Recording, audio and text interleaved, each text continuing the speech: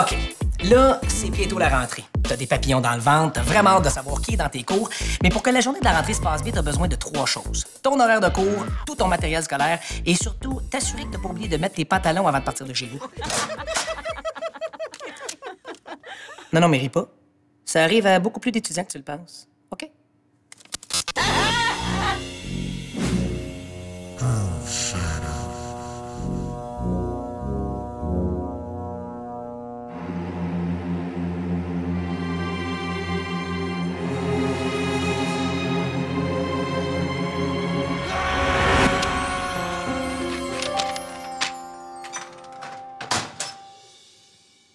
T'as probablement zioté un peu ton horaire puis tu t'es dit, un cours de 3 heures? C'est complètement fou!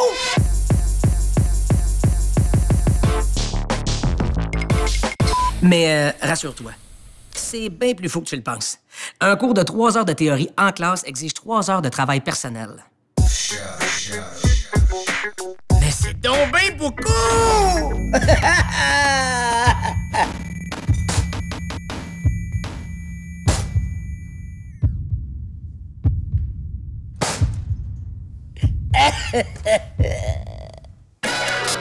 Au cégep, pour chaque heure de cours, tu dois travailler 1 heure à la maison.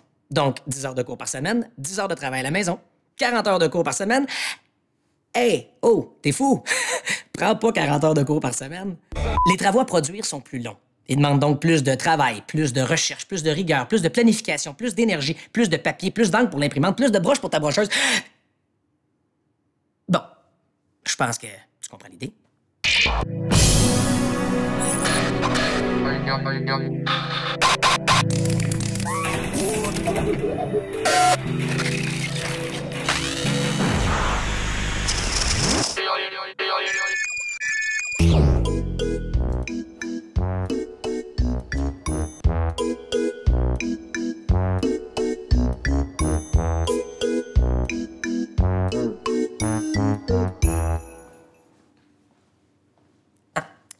Là, tu vas te rendre compte que tu as de l'ouvrage en masse pour les 15 prochaines semaines et ça tombe très bien parce qu'une session dure justement ça, 15 semaines.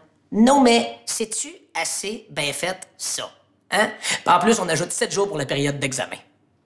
Au cégep, la clé de la réussite, c'est d'y mettre de l'effort et surtout une bonne gestion de son horaire.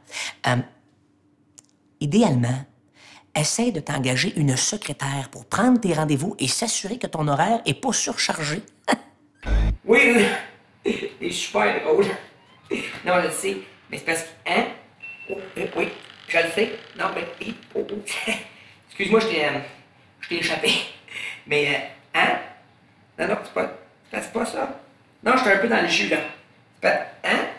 Oui, je le sais, mais c'est parce que si j'essaye comme ça de te parler, ça... Oups! Ça... T'es-tu libre dimanche soir? Hein? T'es... je t'avoue. Bon, c'est sûr que la solution plus économique, c'est d'utiliser l'agenda préparé spécialement pour ça qui te sera donné par ton cégep. C'est vrai? Ils donnent des cadeaux au cégep. Hey, j'y retourne.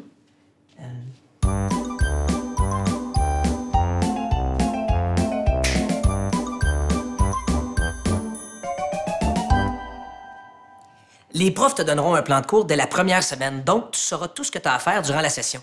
Moi, ce que je faisais, je remplissais mon agenda dès la première semaine. Dans les premières pages, je collais une photocopie de mon horaire de cours. Ensuite, j'écrivais toutes les dates importantes de remise de travaux, d'examens. Et la touche finale, je collais une photo des Spice Girls.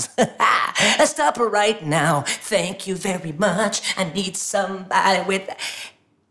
Oui, je commence à être vieux, hein?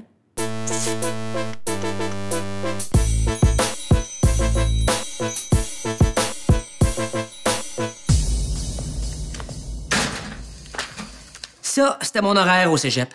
Ça donnait 25 heures de cours, 18 heures d'études et je travaillais dans un resto 15 heures maximum en 2 jours. Parce que je pouvais pas travailler plus que ça sans que ça affecte mes études. Parce que, tu sais, les études, c'est un peu comme les poissons rouges. Si tu t'en occupes pas, ils vont rester pris dans le filtreur. Non. Non, c'est pas vraiment ça que je veux dire. Ce que je veux dire, c'est que si tu travailles plus que 20 heures pendant que tu es encore aux études, ça met sérieusement en danger tes chances de réussite. De mon côté, ce que je faisais, je m'arrangeais pour toujours inclure à mon horaire une vraie journée de congé complète par semaine. Ouais! Comme ça, je peux faire plein d'activités parascolaires pour me permettre de me défouler puis de sortir le stress. Des fois, je me claquais même un 8 heures de Super Mario Bros 3.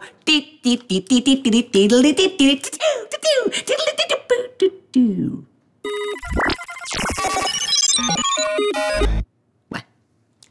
Je commence vraiment à être vieux, finalement.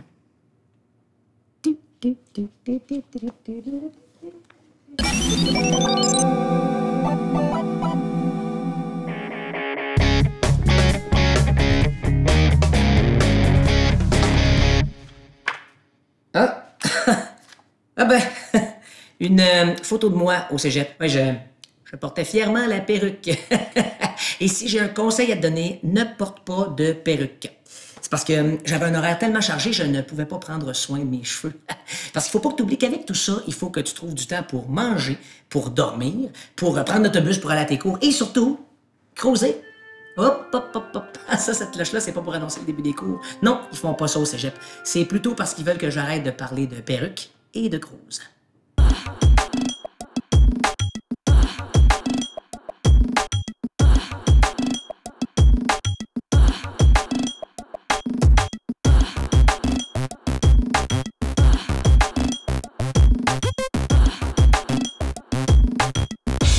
Savais-tu que près de 60% des échecs au cégep concernent les étudiants de première session?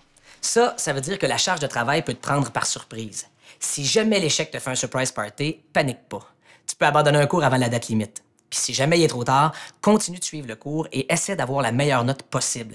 Parce que sinon, l'échec va quand même apparaître à ton dossier scolaire et ton résultat va contribuer au calcul de ta cote R.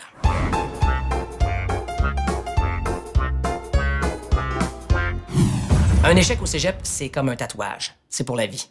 La seule différence, c'est que tu ne fais pas un gros gars baraqué pour te picosser avec une aiguille.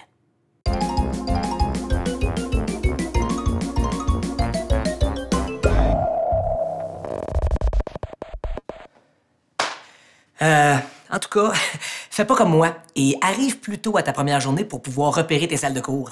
Parce que là, je suis complètement perdu.